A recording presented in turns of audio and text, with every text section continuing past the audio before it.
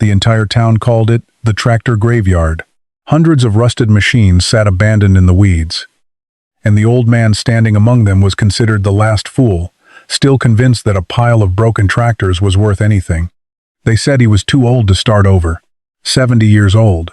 His repair shop was gone. His customers had disappeared. Nearly everything he had built over a lifetime had collapsed in a single failed farming season. And then, on one gray afternoon, just minutes before the scrap truck was about to haul away the entire row of tractors, the old mechanic stepped directly in front of the truck and raised his hand. "Don't touch the red one at the end."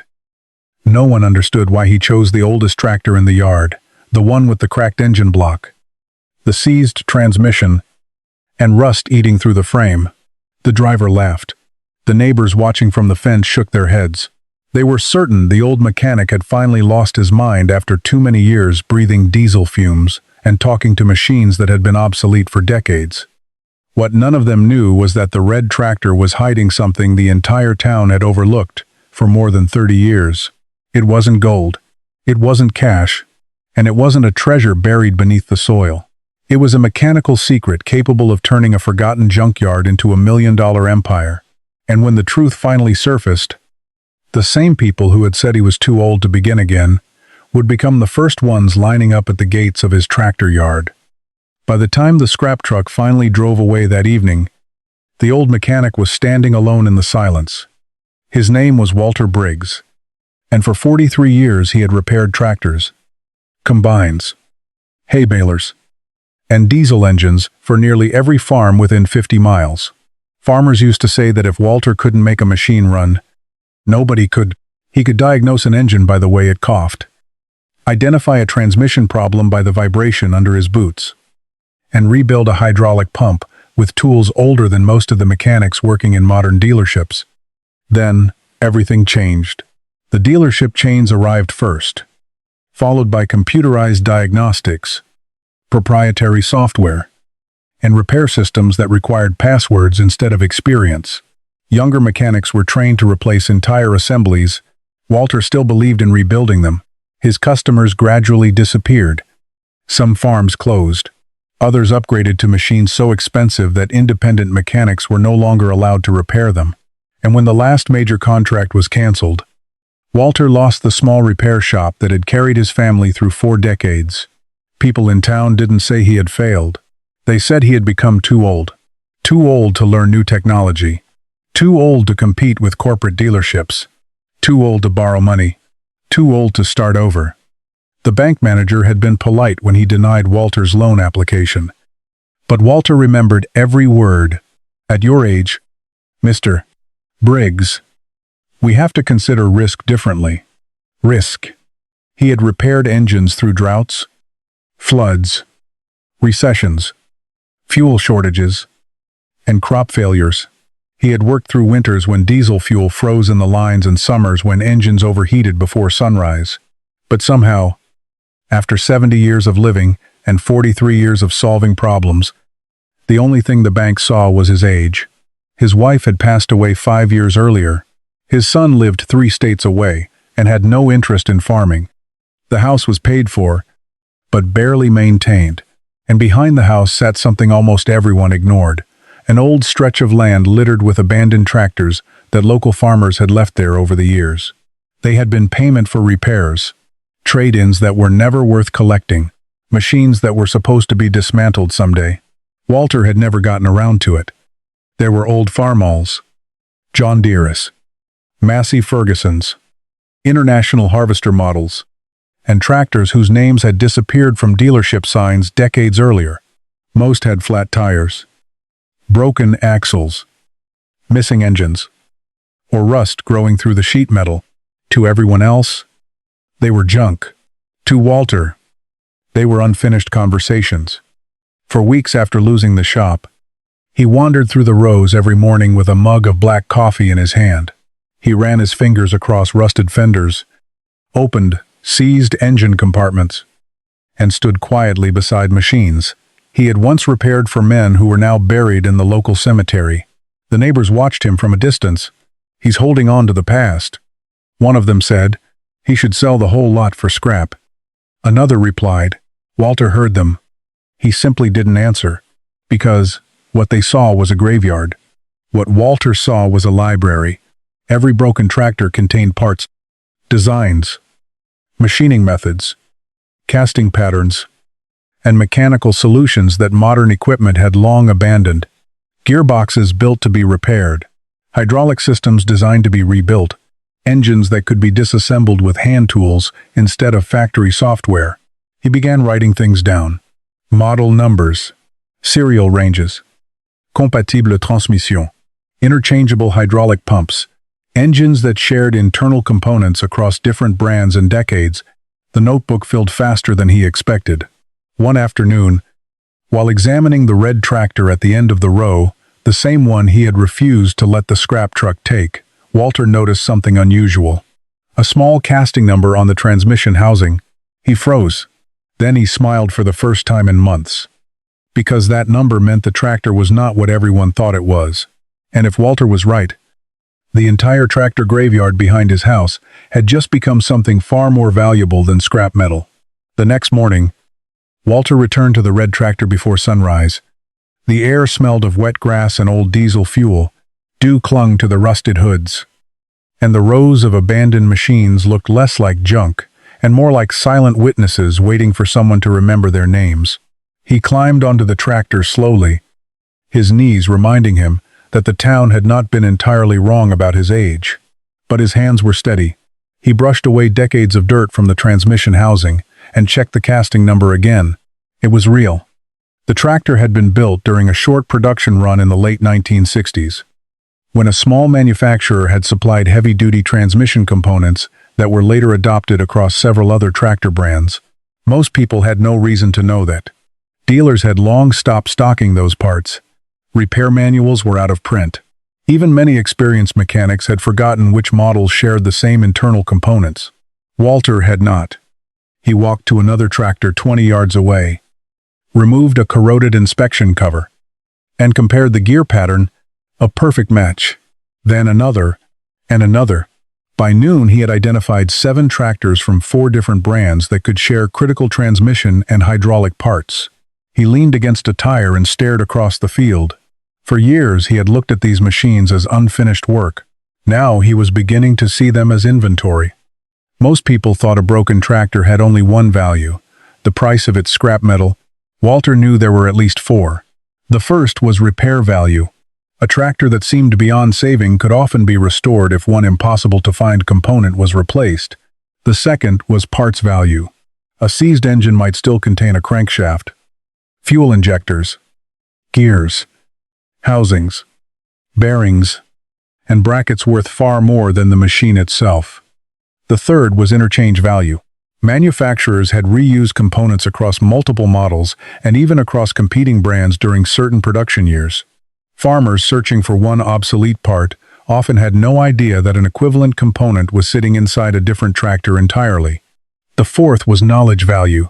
That was the one almost everyone ignored. Walter had spent decades learning which castings cracked first, which hydraulic pumps could be rebuilt instead of replaced, which transmission gears wore unevenly, and which engines were famous for surviving thousands of hours beyond their expected lifespan. The information was not written down in any modern database. It lived in old mechanics, and old mechanics were disappearing. That afternoon, a neighbor named Roy Dawson stopped his pickup beside the fence. "You're really sorting through that junk?" Roy asked. Walter nodded. Roy looked across the rows of rusted tractors. "You know the scrapyard's paying decent money right now? You could clear this whole place in a week." Walter closed his notebook. "Maybe," he said. Roy laughed. "Come on, Walter. Nobody wants parts for tractors that old." Walter looked at the red tractor again. "Someone always wants a part that nobody else can find." Roy shrugged and drove away. The conversation stayed with Walter long after the truck disappeared down the road. He realized something important. The people around him were not stupid. They were simply looking at the wrong market. They were comparing old tractors to new tractors. Walter was comparing unavailable parts to desperate buyers. That evening, he pulled several weathered parts catalogs from boxes stored in his basement. Some were missing covers. Others had handwritten notes from mechanics who had died decades earlier. He spread them across the kitchen table and began cross-referencing model numbers with the casting numbers from the tractors outside. The pattern grew larger. One hydraulic pump fit 9 different models. A steering gearbox fit 6. A transmission gear fit tractors built under 3 different brand names because of a manufacturing partnership that had lasted only 4 years. Walter had stumbled onto a hidden network that existed beneath the visible world of farming equipment. What looked like random junk was actually a connected system. A farmer in another county with a broken 1968 tractor, a collector restoring a rare model, a small hay operation that could not afford a modern replacement, a mechanic searching for one discontinued gear to keep a family farm running for another season. The parts were already here. The buyers simply did not know it yet.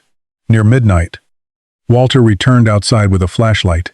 He stood beside the red tractor once more. Then he counted the rows. Not 10 tractors, not 20, 53. 53 machines that everyone else had written off. For the first time since losing his repair shop, Walter felt something he had not allowed himself to feel in months. Not hope, a calculation. Because if even a fraction of what he was seeing was true, the tractor graveyard behind his house was no longer a monument to everything he had lost. It was the beginning of a business no one else had noticed. Walter spent the next 3 days studying the red tractor without removing a single bolt. Most people thought mechanics started with tools. Walter started with questions. He measured wear patterns on the gears, checked casting marks hidden beneath layers of rust, traced old hydraulic lines, and compared every component against the faded manuals spread across his kitchen table. The tractor had not moved in nearly 20 years. Yet the machine still had a story to tell. And the story was becoming stranger by the hour. The transmission housing belonged to one production run. The rear differential came from another. The hydraulic assembly had been replaced sometime in the late 1970s. Someone, decades earlier, had rebuilt this tractor using parts that should never have existed together. To an inexperienced mechanic, it looked like a ruined machine. To Walter, it looked like a map. On the 4th morning, he made a decision that would have sounded ridiculous to anyone else in town. He was going to buy a broken tractor. Technically, he already owned 53 abandoned machines behind his house. But this one was different. A farmer named Harold Bennett had a neglected tractor sitting behind an old tobacco barn 2 miles away. The engine was seized. The tires were gone. The hood had collapsed under years of snow and rain. Harold was planning to sell it for scrap. Walter drove over in his aging pickup truck and walked slowly around the machine. "You're not seriously thinking of fixing this thing, are you?" Harold asked. Walter smiled. "No." Harold looked confused. "I'm thinking of taking it apart." The farmer laughed so hard he had to lean against the barn. "You'll spend more on bolts and bearings than that tractor's worth." Walter did not argue. He offered $300.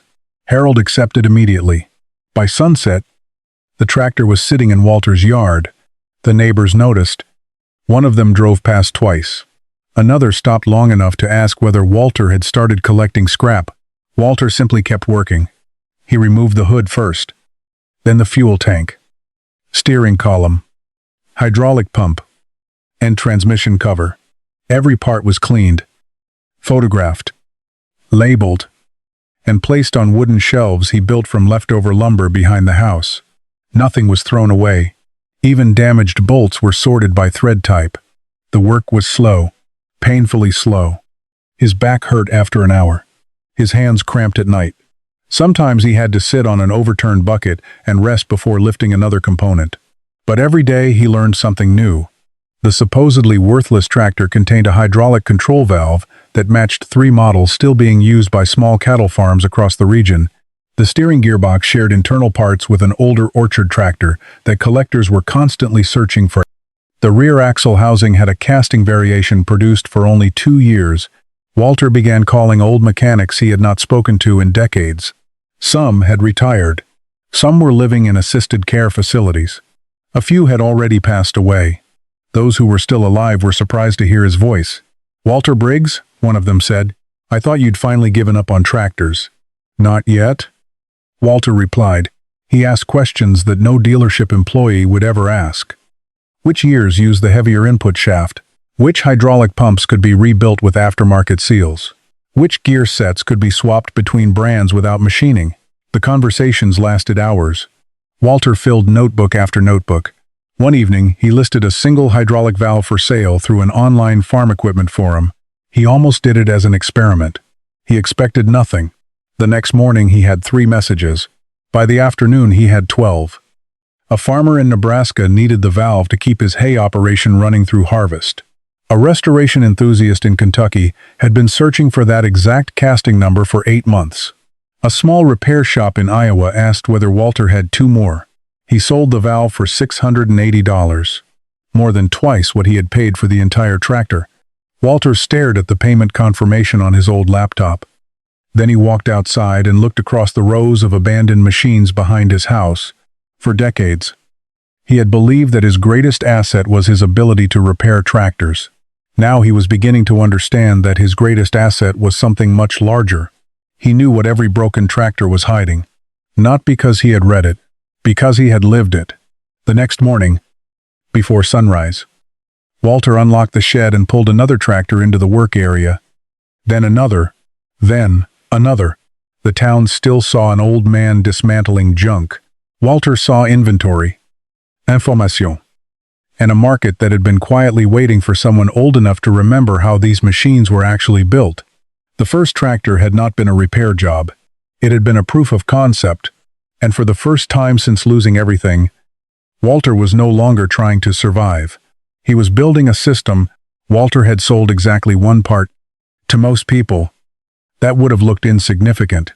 To Walter, it was a signal. The hydraulic valve that had sold for $680 was not rare because it was made of precious metal. It was rare because time had quietly erased it from the modern supply chain. Manufacturers had stopped producing it decades earlier. Dealerships had cleared out their inventories, and repair shops had either forgotten it existed or thrown it away long ago. The part had not become valuable. It had become unavailable. That distinction changed everything. Walter spent the next week researching tractors that were still working on small farms across the country.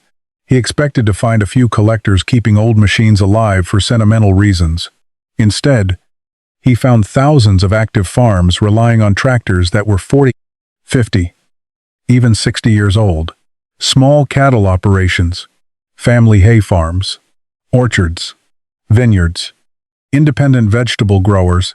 Many of them could not justify spending $80,000 on a modern tractor when an older machine could still perform the same basic work. The problem was not the tractor.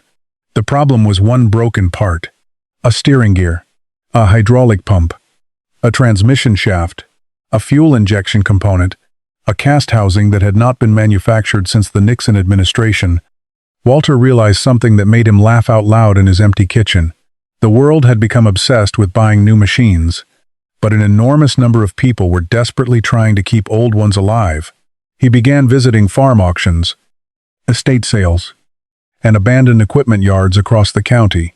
He was not looking for complete tractors anymore. He was looking for patterns. One auction featured a weathered John Deere with a destroyed engine. Most bidders ignored it. Walter bought it for $400. The engine was worthless. The hydraulic system was not. Another sale included 3 tractors that had been sitting behind a dairy barn for years. Walter purchased all 3. When he dismantled them, he discovered enough usable components to fulfill 7 pending requests from farmers in different states. For the first time, money was coming in faster than it was going out. Not a fortune. Not yet. But enough to prove that the first sale had not been an accident. One afternoon, a package arrived from Nebraska. Inside was a handwritten letter from the farmer who had bought the hydraulic valve. Walter unfolded it carefully. The man explained that the valve had allowed him to repair his tractor before second-cut hay season. Without it, he would have lost weeks of work and thousands of dollars in forage production. At the bottom of the letter, he had written, "You didn't just sell me a part. You kept my farm running." Walter read the sentence 3 times. He had spent years believing that his repair shop had disappeared because the world no longer needed mechanics like him. Now he was beginning to understand that the world still needed them. It simply needed them in a different way. The orders continued to grow. A retired orchard owner in Washington, a restoration shop in Pennsylvania, a hay producer in Oklahoma, a tractor collector in Ontario. Many of them asked the same question, "Do you happen to have another one?" Walter rarely had another one, but he usually knew where one might be hiding. He started building a network of forgotten machines. Old farmers called him before sending tractors to the scrapyard. Auctioneers began recognizing his truck. Retired mechanics mailed him boxes of obsolete manuals and handwritten parts lists. What looked like a collection of unrelated junkyards was slowly becoming a connected inventory system. The breakthrough came from a conversation with an elderly mechanic named Clarence, whom Walter had not seen in almost 15 years. They met for coffee at a small diner outside town. Clarence listened quietly, while Walter described the orders he had been receiving. Then the old mechanic leaned forward. "You're still thinking like a repairman," he said. Walter frowned. "What do you mean? You think you're selling parts?" "I am selling parts." Clarence shook his head. "No, you're selling downtime." Walter did not understand. Clarence continued. "A farmer isn't paying $600 for a hydraulic valve. He's paying $600 to avoid losing a week of hay, a month of planting, or an entire harvest window." The words landed with unexpected force. Walter had been calculating the value of metal. His customers were calculating the value of time. That night he walked through the tractor yard with a flashlight again. The rows of machines looked different now. Every transmission represented a delayed harvest. Every hydraulic pump represented a repaired hay baler. Every steering assembly represented a farm that could keep operating without taking on debt for a new tractor. The hidden market was not hidden because it was small. It was hidden because most people were looking in the wrong direction. They saw old equipment. Walter saw operating farms trapped by obsolete components within 2 months. He cleared out the old chicken shed behind his house and turned it into a parts warehouse. Shelves lined the walls. Components were tagged by model, year, casting number, and cross-brand compatibility. He built a catalog using a second-hand computer and a spreadsheet so detailed that visiting mechanics began asking for copies. The neighbors still thought he was dismantling junk. They had not noticed that delivery trucks were now stopping at his property almost every day. What they believed was a hobby was quietly becoming a business, and what Walter believed was a small side income was beginning to reveal the shape of something much larger than a tractor yard. He had found a market that existed between memory and machinery, a market built not on new technology, but on everything modern technology had forgotten. For the first time in years, Walter was making money again. Not enough to call himself successful, not enough to replace everything he had lost, but enough to believe that the tractor yard behind his house might become something real. That was exactly when things began falling apart. The orders increased faster than he expected. Farmers wanted hydraulic pumps. Collectors wanted original gauges. Repair shops wanted transmission gears. Some customers needed parts immediately because planting season had already begun. Others called 3 or 4 times a week asking for updates. Walter tried to handle everything himself. He answered the phone, searched the yard, removed parts, cleaned them, photographed them, packed boxes, printed shipping labels, drove to the post office, balanced his notebook, responded to emails late into the night. The work that had once felt exciting slowly became exhausting. One afternoon, he promised the same steering gearbox to 2 different customers. Another order was shipped with the wrong casting number. A hydraulic pump that had looked perfect developed a crack during cleaning and had to be refunded. Then came the rain. A week of relentless storms turned the tractor yard into mud. Several engines filled with water because he had not covered them properly. Wooden shelves inside the old chicken shed warped under the humidity. Labels fell off boxes. Parts that had been carefully organized became mixed together. Walter stood in the middle of the warehouse and realized that he had made a mistake. He had built a mechanic's workshop. What he needed was a business. The difference was larger than he had imagined.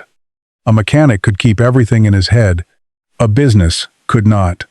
The worst moment came in early spring. A cattle farmer in Kansas had ordered a rebuilt hydraulic assembly that Walter had spent nearly 3 days restoring.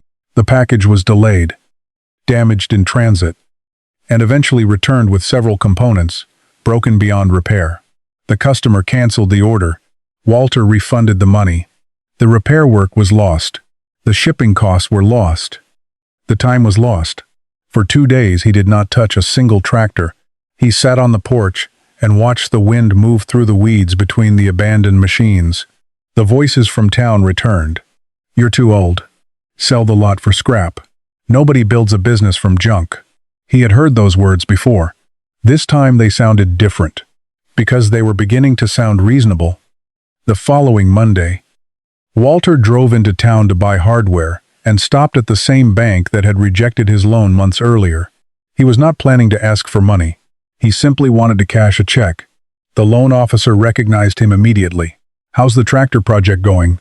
the man asked politely. Walter hesitated. "It's complicated." The banker smiled in the way people smile when they already know the answer. "Sometimes the market tells us things we don't want to hear." Walter nodded and walked out. He drove home without speaking. That evening, he opened every notebook he had filled during the past several months. Orders, part numbers, cross-reference tables, shipping costs, customer locations, failure reports. He spread the pages across the kitchen table until there was barely enough room for a coffee cup. Then he noticed something he had completely overlooked. The problem was not demand. The problem was organization. Customers were waiting because he could not locate parts quickly. Shipments were delayed because he had no inventory system. Returns were expensive because he had no quality control process. Rain damaged components because he had no proper storage. In other words, the market was not rejecting him. His system was failing him. The realization was painful. It was also liberating. Walter remembered something his wife had once told him years earlier, when the repair shop was still busy. "You keep fixing machines." She had said, "One day you'll have to fix the way you work." He had laughed at the time. Now the sentence echoed through the empty house. The next morning, before touching another tractor, Walter bought index cards, plastic bins, waterproof labels, and shelves from a farm supply store. He stopped dismantling machines. Instead, he began dismantling chaos. Every part received a location code. Every tractor was assigned a number. Every compatible component was cross-listed. Photographs were standardized. Measurements were recorded. Condition grades were created. Rebuildable, good used, core only, scrap, for nearly 2 weeks. Almost nothing was sold. From the outside, it looked as if the business had stalled. Neighbors saw Walter moving boxes instead of removing engines. Roy Dawson drove past again and shook his head. "Told you this wouldn't last," he muttered to another farmer. Walter heard him. He kept labeling shelves, because he had finally understood the difference between earning money and building something that could survive. The tractor yard was no longer just a collection of parts. It was becoming a system that could function even when Walter was tired. Even when it rained. Even when orders doubled again. The failure that had looked like the end was slowly revealing itself as the first lesson every real business eventually learns. Knowledge could create opportunity, but only a system could multiply it. By early summer, the tractor yard behind Walter's house had become strangely quiet. The constant frustration was gone. Orders still came in every day. But now each request had a place, a process, and a path through the shelves he had built with his own hands. The notebooks had become inventory records. The scattered piles of rusted components had become organized rows of labeled bins. For the first time since losing his repair shop, Walter felt something he had not felt in years: control. What surprised him most was not how much easier the work had become. It was how much faster he could see connections that other people missed. A customer from Missouri called looking for a transmission input shaft from a 1971 utility tractor. Walter did not have one. At least, not under that model number. He walked into the yard, stopped in front of an old Massey Ferguson that had been sitting in weeds for nearly 15 years, removed the transmission cover, and smiled. The shaft was identical, different paint, different decals, same manufacturer, same dimensions, same splines. He shipped the part that afternoon. The customer called back 3 days later. "How did you find that?" Walter simply answered, "I remembered who built it." That answer became the foundation of everything that followed. Modern dealerships knew catalogs. Walter knew families. He knew which companies had quietly shared suppliers, which castings had been reused across competing brands, which hydraulic pumps had interchangeable internal components even when the housings looked different, which gear sets could be swapped with only minor adjustments. To younger mechanics, old tractors were obsolete machines. To Walter, they were related machines. He had spent 4 decades watching manufacturers solve the same engineering problems in slightly different ways. He had repaired tractors during years when parts shortages forced mechanics to improvise. He had rebuilt transmissions from scrap components because farmers could not wait 6 weeks for factory replacements. He had learned to recognize a compatible part by the shape of a casting rib or the angle of a bolt pattern. None of that knowledge appeared in modern databases. It lived in memory. One afternoon, a large agricultural equipment dealer called unexpectedly. A customer had brought in a vintage tractor that needed a discontinued hydraulic assembly.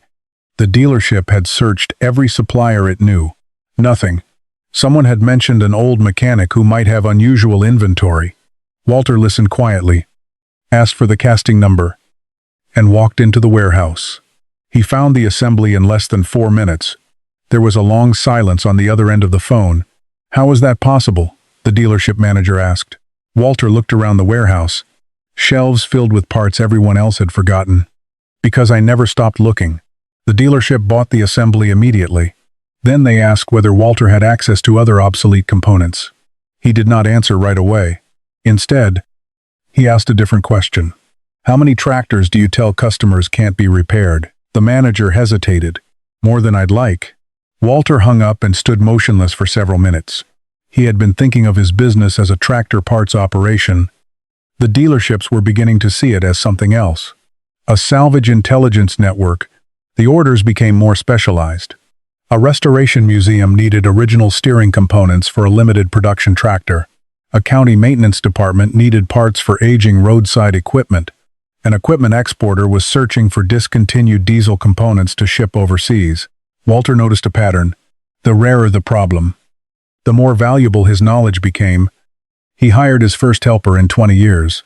Not a young mechanic from a technical school. An older man named Leonard, who had retired from a farm equipment dealership after 38 years. Leonard arrived, carrying a toolbox older than both of Walter's shelving systems. For the first hour they barely spoke. They simply walked through the tractor yard together. Leonard stopped beside a faded International harvester and tapped the transmission housing with his knuckles. "This one's been rebuilt before." Walter nodded. "Iten Jobai Bashar." "I think." Leonard smiled. "Factory replacement differential. You can tell by the casting's seam." Walter laughed for the first time in weeks. He had found someone who spoke the same language. The two men developed a rhythm that younger mechanics struggled to understand. Walter identified compatibility. Leonard remembered supplier variations. Walter tracked casting numbers. Leonard remembered production changes by year. Together they could often determine whether a supposedly impossible repair was actually possible. Word spread through farming communities. People stopped calling Walter a junk dealer. They started calling him the man who could find impossible parts. One evening, Walter received a letter from a farmer whose family had owned the same tractor for 3 generations. The machine had been purchased by the farmer's grandfather after returning from military service. Every harvest, every planting season, every drought, every good year and bad year had been experienced from the seat of that tractor. When a critical transmission gear failed, every dealership had told the family the machine was finished. Walter had found the gear. The letter ended with a sentence that stayed with him for a long time. "You didn't save a tractor. You saved our history." Walter folded the letter carefully and placed it inside the drawer that had once held unpaid bills. He finally understood what made his business different. He was not competing against newer machines. He was preserving the machines that had built farms, fed families, and carried memories across generations. The dealership sold equipment. Walter sold continuity. The mechanic's advantage was never speed. It was never technology. It was never capital. It was the ability to see value hidden inside things that everyone else had already declared obsolete. And once that advantage became visible, the tractor graveyard behind his house stopped looking like the end of a career. It began looking like the most valuable education he had ever received. The first delivery truck arrived on a Tuesday morning, then another on Thursday. By the end of the month, trucks were stopping at Walter's property almost every day. The neighbors still called it the tractor graveyard. But the drivers who backed into Walter's yard no longer saw a graveyard. They saw a warehouse. What had once been rows of abandoned machines scattered across weeds and mud had been transformed into something almost no one expected from a 70-year-old mechanic working behind his own house. Every tractor had a number. Every row had a map. Every shelf had a location code. And every part had a history. Walter no longer searched for components. He retrieved them. Leonard often joked that the yard had become less like a junkyard and more like a library, where the books happened to weigh 300 pounds. The organization changed everything. When a customer called, looking for a hydraulic pump, Walter could locate it in minutes instead of hours. When a dealership requested a discontinued transmission housing, Leonard could check 3 compatible alternatives before the customer finished explaining the problem. The inventory system did something Walter had never expected. It created confidence. Customers stopped asking, "Do you think you might have one?" They started asking, "Can you ship it today?" That difference mattered. Farmers planning harvest schedules could not wait for guesswork. Repair shops could not promise customers that a part might exist somewhere in a field. They needed certainty. Walter was beginning to provide it. One afternoon, a restoration specialist from Ohio drove nearly 800 miles just to visit the tractor yard in person. The man walked through the rows slowly, taking photographs and writing notes. Finally, he turned to Walter. "I've been to salvage yards all over the Midwest," he said. "Most of them are piles of parts. This is organized." Walter smiled. "I got tired of losing things." The specialist laughed. "No. This is more than organization. You've indexed these tractors by mechanical compatibility, not just by model." Walter looked surprised. "I suppose I have." The visitor shook his head in disbelief. "Do you realize what you've built?" Walter did not answer, because he wasn't sure. The realization came gradually. He was no longer dismantling tractors one at a time. He was building a database of mechanical relationships. A gear from one tractor, a hydraulic valve from another, a steering assembly from a third, a casting variation from a fourth. The inventory became valuable not only because of what Walter owned, but because of what he knew about how the pieces connected. The phone calls reflected that shift. Customers no longer requested only specific parts. They asked questions. What can replace this casting? Which model shares this transmission? Is there a later version that will fit without machining? Walter became less of a seller and more of a consultant. Leonard suggested charging for technical support. Walter refused. "If I help them solve the problem," he said, "they'll remember where the solution came from." He was right. Farmers told other farmers. Mechanics told other mechanics. Auctioneers began calling before equipment sales. County maintenance departments asked Walter to evaluate obsolete machinery before replacing it. Even insurance adjusters occasionally requested information about older tractor values. The business was expanding in directions Walter had never imagined. One evening, while reviewing inventory records, Leonard noticed something unusual. "Walter," he said, "look at this." Over the previous 90 days, parts had been shipped to 23 states and 2 Canadian provinces. The orders came from dairy farms, orchards, vineyards, restoration museums, county road departments, and independent repair shops. The tractor yard behind Walter's house had quietly become a national supplier. The old chicken shed was no longer large enough. Walter converted a second outbuilding into a climate-controlled storage area for rebuilt hydraulic components and precision machine transmission parts. He purchased industrial shelving from a warehouse liquidation sale. He invested in better packaging materials. He began photographing every part against a standardized background, with measurements included in each image. None of it looked dramatic. No television crew arrived. No newspaper declared him a business genius. From the outside, it still appeared that an elderly mechanic was spending his days surrounded by old tractors. The transformation was happening beneath the surface. The most important change was invisible. Walter stopped thinking of himself as someone who repaired machines. He started thinking like someone who managed assets, A tractor that arrived in terrible condition was no longer a disappointment. It was a collection of future opportunities. One machine might provide 20 sellable components. Another might provide 3 rare castings worth more than the entire tractor. A third might serve as a reference model for identifying compatibility across multiple brands. Nothing entered the yard without being evaluated. Nothing left without being documented. Roy Dawson noticed the change before anyone else in town was willing to admit it. He drove past one afternoon and counted 3 delivery trucks parked near Walter's warehouse. The next day he stopped at the fence. "You're actually making money out of this, aren't you?" Walter looked up from a workbench. "I'm making parts available." Roy nodded slowly. "I heard a dealership in Springfield sent someone here." Walter wiped grease from his hands. "They did." Roy looked across the organized rows of tractors. For a long moment, neither man spoke. Finally, Roy said quietly, "I thought you were collecting scrap." Walter smiled. So did everyone else. That night, after Leonard went home, Walter walked alone through the inventory yard.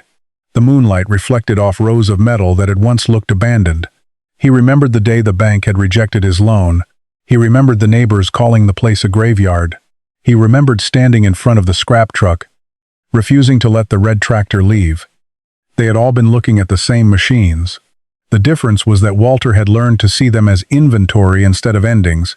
And once he made that shift, the tractor graveyard behind his house stopped being a reminder of everything he had lost.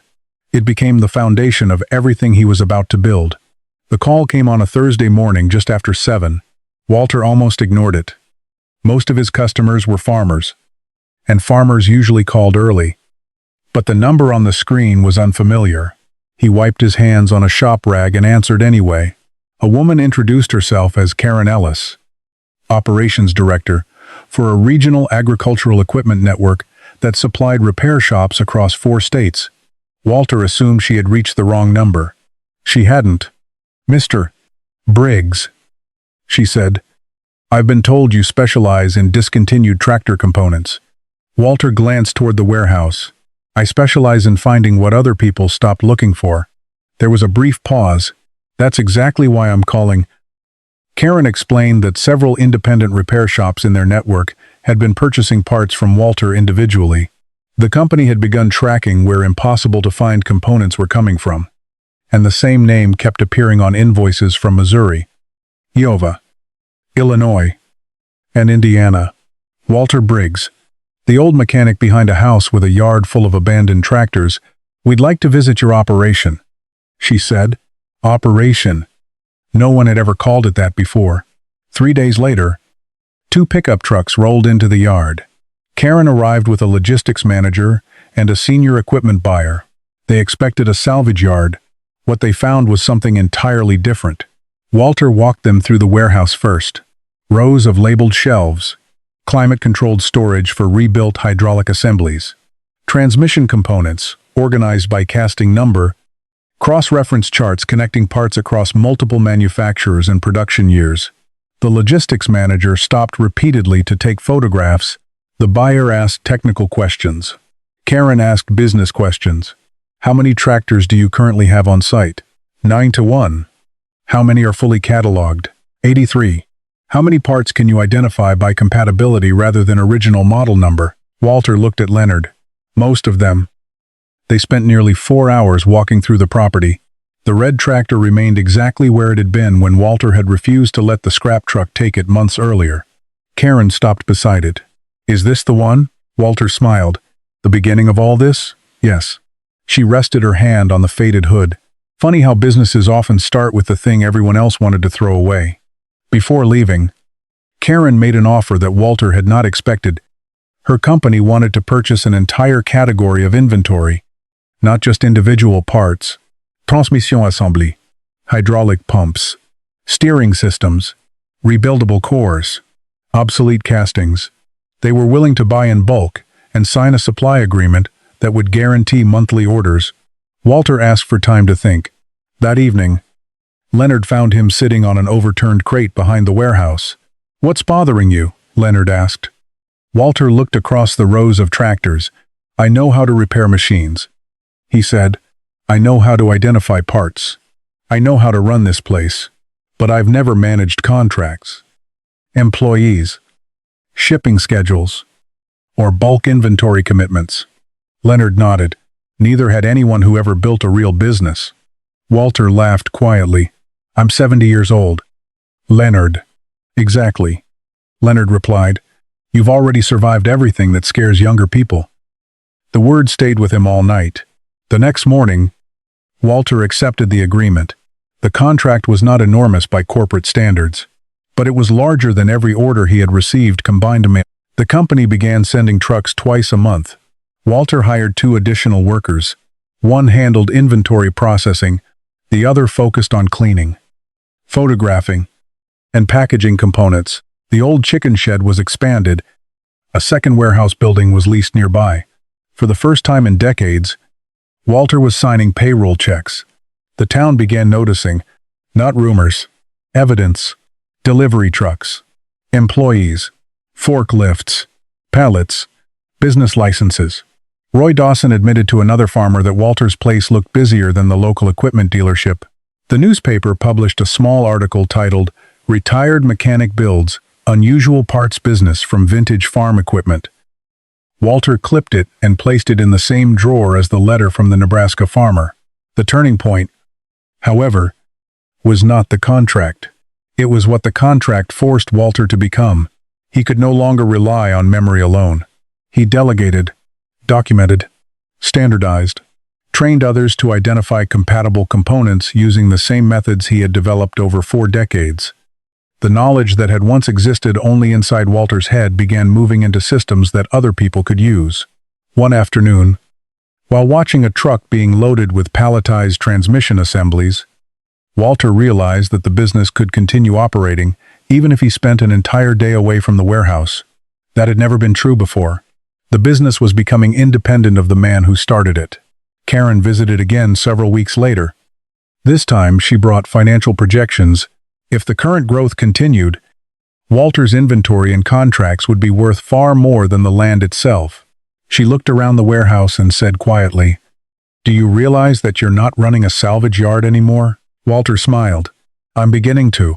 The tractor graveyard behind his house had crossed an invisible line. It was no longer a collection of forgotten machines. It was a supply chain, a logistics network, a knowledge business built on mechanical memory, and somewhere beneath the rust, the oil stains, and the decades of abandoned equipment, Walter could finally see the outline of something he had never dared imagine when the bank told him he was too old to begin again. He was not rebuilding his past. He was building an empire. The first time Walter saw a forklift moving through his yard, he stopped walking. For nearly a year, every part that had left the property had been lifted by his own hands. Engines had been pulled with chain hoists, transmissions rolled across concrete floors, and pallets loaded one component at a time. Now, employees in work boots and reflective vests were moving inventory through organized lanes, marked with painted arrows. The tractor graveyard had become an industrial operation. Walter did not celebrate. He watched. Because growth had taught him something dangerous. Success could create problems faster than failure ever did. The regional contract had opened doors he never knew existed. Repair shops wanted priority access. Dealerships wanted inventory lists. Collectors wanted restoration-grade components. Export companies began asking whether Walter could supply obsolete tractor parts for farms in South America and Eastern Europe, where older agricultural equipment remained in active use. What had once been a local business was becoming an international one. Leonard walked into the warehouse, carrying a clipboard. "We're almost out of rebuilt hydraulic pumps." Walter looked up. "Already? The Indiana order cleaned us out." Walter nodded slowly. "Then we're not in the tractor business anymore." Leonard smiled. "What business are we in?" Walter looked across the warehouse. "We're in the availability business." That became the company's unofficial philosophy. They were not simply selling old parts. They were making impossible parts available. To support the growing demand, Walter began purchasing abandoned tractor inventories from across the region. Retired farmers called him first. Estate attorneys called him next. Auction companies eventually stopped advertising certain obsolete tractors because Walter had standing agreements to buy them directly. The yard expanded beyond the original property. A neighboring parcel was purchased. Then another. Rows of machines stretched farther than Walter could see from the porch of his house. People who had once laughed at the old mechanic now asked whether he was buying tractors. Walter usually was. The red tractor remained untouched. Employees occasionally asked why it had never been dismantled. Walter always gave the same answer. That one stays where it is. It had become a landmark, a reminder that the entire company had begun because one machine had been spared from the scrap truck. The business evolved faster than Walter expected. A restoration division was created for rare tractors that could be rebuilt completely. A machining section began reproducing small discontinued components that were impossible to source. Digital inventory software replaced most of Walter's handwritten records. Though he still carried the original notebook in his jacket pocket every day, younger employees started calling him Mr. Briggs. He disliked it.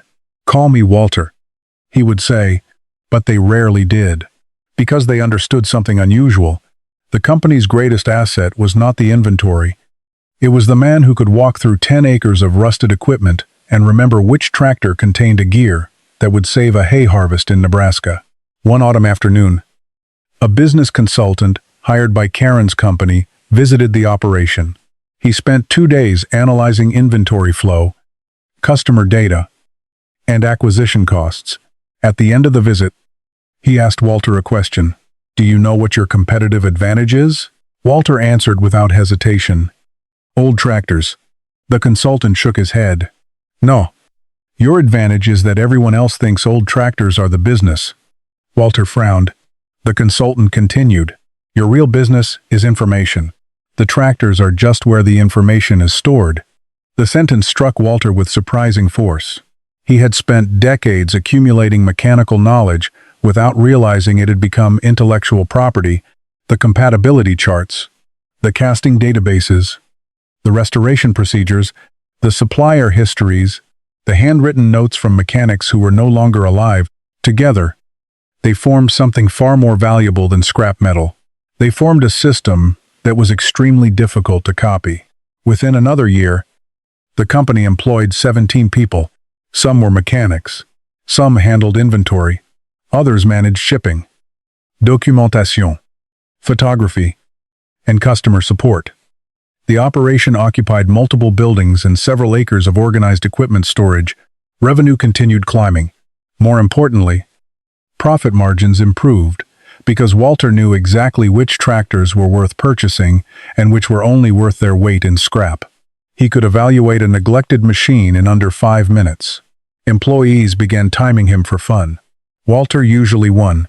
One evening, Roy Dawson stopped by carrying a paper bag from the local diner. "I brought dinner," Roy said. Walter looked surprised. "You don't have to do that." Roy shrugged. "I figured I owe you at least a few meals after all the things I said." The two men sat on overturned crates watching workers finish loading a truck. For a long time, neither spoke. Finally, Roy said quietly, "I still remember telling you to sell everything for scrap."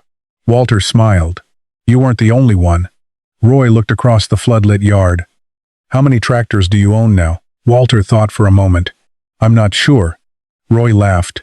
"That's a good problem to have." Walter nodded. Then he looked toward the red tractor, standing at the edge of the original property. The paint was still faded. The tires were still cracked. The machine was still technically broken. Yet that broken tractor had done something no one believed possible. It had forced an old mechanic to see his own knowledge differently. The town had measured his future by his age. Walter had measured it by what everyone else was throwing away. And somewhere between those two measurements, a business that had started with $300 and a rusted transmission housing was becoming something few people in the county had ever seen before. Not a successful salvage yard. Not a profitable repair shop. A $1 million enterprise built from the forgotten machinery of rural America. The number arrived on a sheet of paper, not on a trophy, not in a newspaper headline, not during a ceremony. A certified business valuation report was delivered in a plain envelope on a cold January morning. Walter almost left it unopened until after lunch. He carried it into the kitchen, poured a cup of black coffee, and sat at the same table where, months earlier, he had spread out stained parts catalogs and handwritten notes. while wondering whether he had lost everything.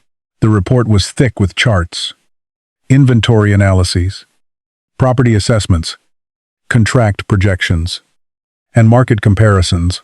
Most of it looked like another language. Walter turned page after page without reacting. Then he reached the final valuation summary. He read the number once, then again, then a third time. The business was worth more than $1 million. For a long time, he simply stared at the paper. Not because of the money, because of what the number represented. The bank had measured him as a retirement risk. The town had measured him as an old man surrounded by junk. The scrapyard had measured his tractors by the ton. The valuation measured something entirely different. It measured decades of knowledge, thousands of cataloged components, cross-brand compatibility data, supplier relationships, restoration expertise, inventory systems, and a customer network spread across the country. It measured everything that had once been invisible. Walter folded the report carefully and placed it beside the letter from the Nebraska farmer and the newspaper clipping from the local paper. The 3 pieces of paper told the whole story. A farm kept running. A town began paying attention. A business became an empire. News traveled quickly. The local newspaper returned, this time with a photographer. The headline was impossible to ignore. Mechanic turns abandoned tractors into $1 million enterprise. People who had not visited Walter's property in years began stopping by. Some came out of curiosity. Some came to congratulate him. Some came carrying old tractor parts they had almost thrown away. Even Roy Dawson laughed when he arrived with a rusted steering assembly in the back of his truck. I figured I should ask before I send anything to scrap ever again. Walter grinned. That's probably a good habit. A week later, the bank manager requested a meeting. Walter accepted. The same office, the same building, the same desk where he had once been told he was too old to borrow money. The manager stood when Walter entered and extended his hand. Mr. Briggs, I wanted to congratulate you personally. What you've built is extraordinary. Walter shook his hand politely. The manager continued. If you're considering expanding further, we'd be happy to discuss financing options. Walter looked around the office. The framed agricultural photographs had not changed. The furniture had not changed. The only thing that had changed was the way people looked at him. I appreciate that, Walter said, but I'm not here for a loan. The manager seemed surprised. Walter smiled gently. I'm here because I wanted to thank you. Thank me? Yes. The day you turned me down, I stopped trying to rebuild my old life. I started building a different one. The manager had no answer. When Walter walked out of the bank, the winter sun reflected off parked pickup trucks and distant grain silos. He did not feel victorious. He felt grateful, because the $1 million milestone had never been the goal. The goal had been to keep working, to keep solving problems, to keep using knowledge that the world had decided was outdated. The money was simply evidence that forgotten things still had value. As he drove home, Walter passed farms that looked much the same as they had 40 years earlier. Old barns, windbreak trees, weathered fences, and, here and there, tractors that were still working despite being older than many of the people driving them. He smiled, because he knew something most of the world did not. Broken tractors had never been the raw material of his empire. They had only been the doorway. The real fortune had been hidden inside the mind of an old mechanic that everyone else believed was already past its usefulness. Years later, visitors would still ask Walter the same question. Which tractor made you the most money? Some pointed at the rare restorations. Others guessed it had been the massive diesel engines or the hard-to-find transmission assemblies. Walter always gave the same answer. The broken red one. The visitors usually looked confused. The red tractor had never been restored. It had never been sold. It remained parked at the edge of the original property, weathered by sun, rain, and winter frost. Exactly where it had been the day Walter stood in front of the scrap truck and refused to let it leave. Because that tractor had done something no balance sheet could measure. It had forced Walter to stop asking, "What is this worth today?" and start asking, "What value has everyone else failed to notice?" That question changed everything. It changed the way he looked at machines, at businesses, at markets, and eventually, at himself. The town had been wrong about the tractors. But more importantly, it had been wrong about Walter. Age had not made him less valuable. It had made his knowledge rarer. The decades he spent repairing forgotten machinery had become an asset that could not be manufactured, downloaded, or replaced by software. The world had moved forward. Walter had moved deeper. And in that depth, he found an opportunity hidden beneath rust, grease, and discarded metal. The empire was never really built from tractors. It was built from memory, from patience, from observation, from the willingness to look where everyone else had stopped looking. The tractors were only the proof. The real lesson was that experience becomes powerful the moment someone discovers a problem that only experience can solve. Ending, final reflection. When people tell the story of Walter Briggs, they usually begin with the $1 million valuation. They should begin with the scrap truck, because that was the moment when an old mechanic chose to save a broken tractor that everyone else believed was worthless. Sometimes the world mistakes age for decline. Sometimes it mistakes rust for ruin.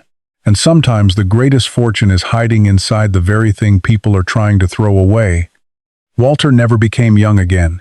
He became something far more valuable. He became the man who could see opportunity after everyone else had stopped seeing it. And that is why the tractor at the end of the row was never just a tractor. It was the beginning of everything. Several years after the company had grown beyond anything Walter Briggs ever imagined, a young mechanic arrived at the property carrying a notebook that looked remarkably familiar. He had heard the story from his grandfather, who had once farmed a few counties away. The young man expected to see a corporate warehouse. Instead, he found an elderly man walking slowly between rows of tractors, stopping occasionally to place a hand on a faded hood as if greeting an old friend. "Mr. Briggs," the young mechanic said, "I came because I wanted to ask how you built all of this." Walter looked at him for a long moment. Then he pointed toward the red tractor still sitting at the edge of the original property. "Start there." The young mechanic frowned. "That one doesn't even run." Walter smiled.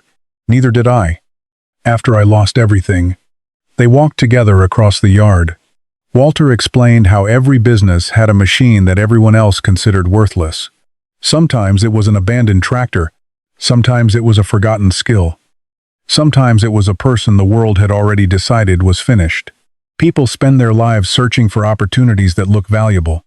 Walter said quietly, "The better question is, what has everyone else stopped paying attention to?" The young mechanic wrote the sentence down.